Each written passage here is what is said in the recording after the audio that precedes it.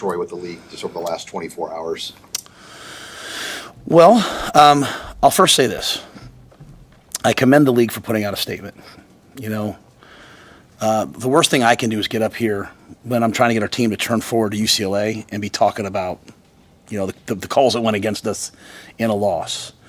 I think that's very forward thinking of, Commissioner Petiti and of Bill Carollo, who's the head of officiating. And I think it's what should be done. We all just want transparency in everything, right? Hey, I come here, you guys ask me what happened on this play, what happened on that play, right? And to do my best to be transparent and answer them. So I appreciate the statement. That was a game, you guys hear us talk about situational football. We're trying to master the last drive of the half, the last drive of the game. When you have one timeout and you think it's a spot, it just makes it hard to coach, right? So that was difficult, and they addressed it. And that's really all I want. I will say this, I think one of the hardest jobs in the world right now is to be an official. I grew up in an era when I played college football. I stood next to Coach Paterno. The officials went out there. They had their whistles. They threw their flags. There weren't 52 camera angles because every game's on, national TV.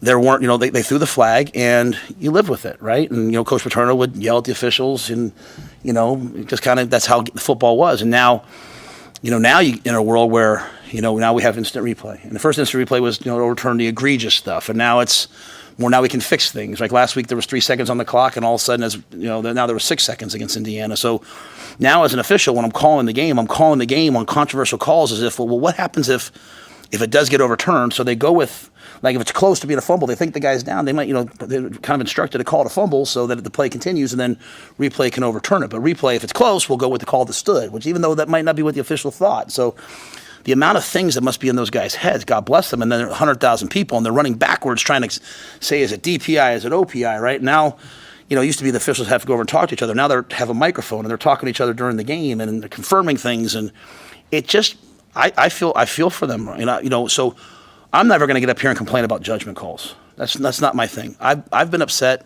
or I've talked about, really, replay.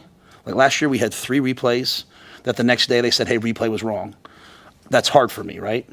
And it used to be replay was in your own building. You'd see the replay official before the game. He was going to go up and make the call. Now replay goes off to a central site somewhere, and it's probably the best system in the world. I just, I advocate for the players. I advocate for the coaches. I'm also going to advocate for the 8 guys out there calling the game. I'm going to sit there and give them my opinion at times. I never cross the line. I do want to say this because my daughters and, I want every person in Norfolk and Tacoma and everywhere in the state. Both times I've gotten a flag this year, the next day they said never should have been a flag. So I don't disrespect officials. I stay on the field. I coach the way I've coached the last 12 years, aggressive, but defendant, and no one on my sideline talks to the officials. Officials will always tell you we're disciplined. So I appreciate the statement, but I do want to say it must be really hard to be out there making those calls. And there was a really controversial OPI in the Ohio State-Oregon game, right?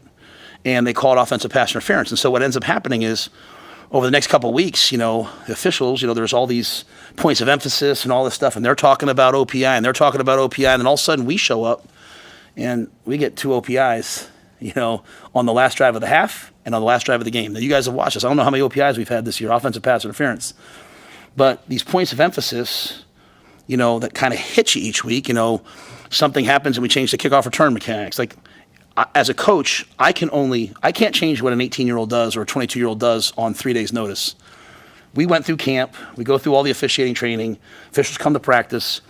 We're told to do things a certain way. And then as the season goes on, as things happen, man, the officials have to adjust. Well, we have to adjust. And all of a sudden you get into a game like this and all this stuff happens. So I appreciate the transparency. I do want to make sure everyone understands the way where I stand, though. I advocate for the officials. I think we should let them call the game, and it shouldn't be all this. It shouldn't change as much as it does based upon this and that. We should just let them call the games and live with the result, right? Like we live with the players' result. So I appreciate that. Some tough things went against us. We've had replay go against us. We've had my penalties go against us. I don't want any more apologies on Sunday. It can't happen against UCLA.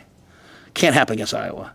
These things can't happen moving forward. And so I'm very forward thinking. I appreciate, Bill. I appreciate Tony. I appreciate Troy. I appreciate everybody. But it can't keep happening to us. It needs to be fair. And that's not about the guys making judgment calls. They got a tough job. I just want to tell us what the rules are, and we'll kind of go from there. And so that's That's my take. I hope it's okay that I say that, but you know, we're not going to sit here and whine about, you know, whether it was a hold or not. During the game, I'm going to yell when they false started.